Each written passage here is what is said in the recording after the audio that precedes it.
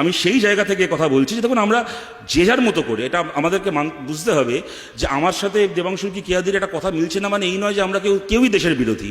আমরা মনে করি যে এই পথে আমি মনে করি ভালো হবে, ও মনে করে ওই পথে ভালো হবে।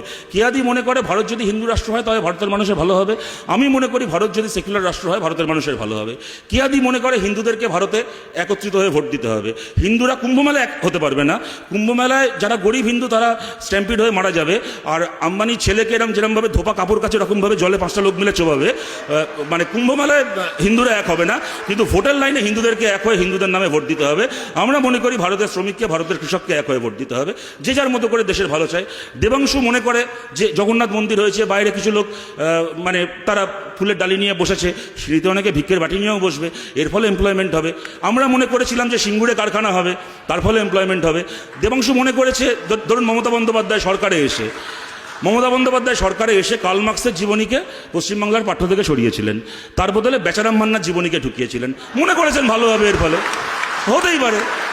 আমাদের সরকার সুকান্ত ভট্টাচার্যের কবিতাকে বাংলা সিলেবাসে রেখেছিল। আমরা মনে করেছি সুকান্তর কবিতা বাচ্চারা পড়বে, বাচ্চাদের মানসিক বিকাশ হবে, ভালো দেশ তৈরি হবে। তো মমতা বন্দ্যোপাধ্যায় মনে করেছেন যে না, সুকান্ত ভট্টাচার্য বুদ্ধদেব ভট্টাচার্যের কাকা, সুতরাং তার কবিতা বললে বাচ্চারা বিগড়ে যাবে, তার থেকে অভিষেকের পিসির কবিতা পড়া ভালো। সেই কারণে ওনারাও ভালোই চান রাজ্যের, এটা আপনাদেরকে মানতে হবে। যে কারণে সুকান্ত ভট্টাচার্যের কবিতাকে সিলেবাস থেকে বাদ দিয়ে মমতা ব্যানার্জির 19টা বই সরকারি লাইব্রেরিতে ঢুকিয়েছেন, বাচ্চারা পড়ছে। এখন মা ডাকে হাম্বা, গরু ডাকে বুম্বা, হরে করো কম্বা, বাচ্চাদের ভালো হচ্ছে। সুতরাং এইটা বুঝতে হবে যে এটা আমাদের পথ আলাদা হতে পারে, কিন্তু আমাদের লক্ষ্য এক, আমরা সবাই ভালো করতে চাই। দেখুন আমি আমার কথাকে শীর্ষে আমাদের মধ্যে সবচেয়ে ছোটো, এবং সত্যি ও যখন কথা বলেছে আমরা প্রত্যেকে অত্যন্ত মুগ্ধ হয়ে শুনেছি, অত্যন্ত ভালোভাবে কতগুলো কথা বলেছে। আমি জাস্ট দুটো কথা বলছি। এক, শীর্ষা আপনি যেটা বললেন যে আর্জেন্টিনার মানে আমাদের উইমেন্স টিম ওয়ার্ল্ড কাপ জিতলো, এবং তার সঙ্গে আর্জেন্টিনার উদাহরণটা দিয়ে বললেন যে আজকেই আমরা খালি রাত জাগিনি, 2022-এও আমরা রাত জেগেছিলাম। তার কারণটা হচ্ছে আমাদের একটা অ্যাড্রিনালিন হয় যখন আমরা একটা দলকে সাপোর্ট করি, তার জয়তে দেখতে চাই। কথাটা একদম ঠিক। আমি আপনাকে বলছি শীর্ষা, আমরাই ধরুন আমি একদম জ্ঞান হওয়ার পর থেকে আর্জেন্টিনার সমর্থক। আমি মারাদোনা থেকে শুরু করে আজকের মেসি, মাঝে বাতিস্তা, আমি পাগলের মতো আর্জেন্টিনার সমর্থক। আজকে সকালবেলা যখন মেসি এসেছিলেন যুবভারতীতে অরূপ বিশ্বাসকে দেখতে, আমারও ইচ্ছে ছিল যাবার, কিন্তু টাকা ছিল না বলে যেতে পারিনি। যাই হোক, কিন্তু আমি আপনারা আপনি তো হাততালি দেবেন, আমার সময় শেষ হয়ে এসছে, এরকম করবেন না। এবার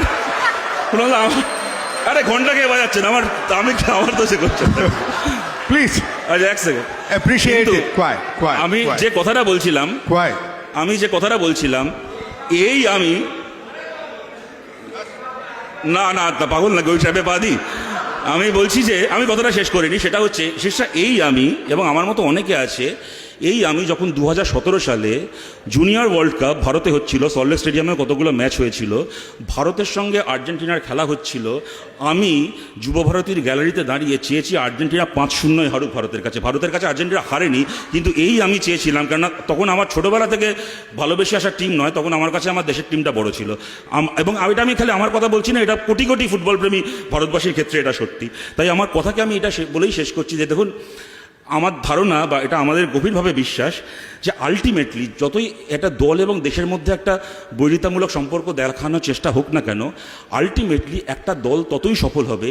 দেখুন, দোষ ত্রুটি দুর্নীতি বিচ্যুতি অবশ্যই আছে, কিন্তু at the end of the day সেই দল ততটা সফল হবে, ততটা বড় হবে, যে দল যত বেশি দেশ হয়ে উঠতে পারবে, যে দল যত বেশি করে দেশের মানুষের সঙ্গে একাত্ম হতে পারবে, সেই দল তত মহৎ হবে, তত সফল হবে। ধন্যবাদ।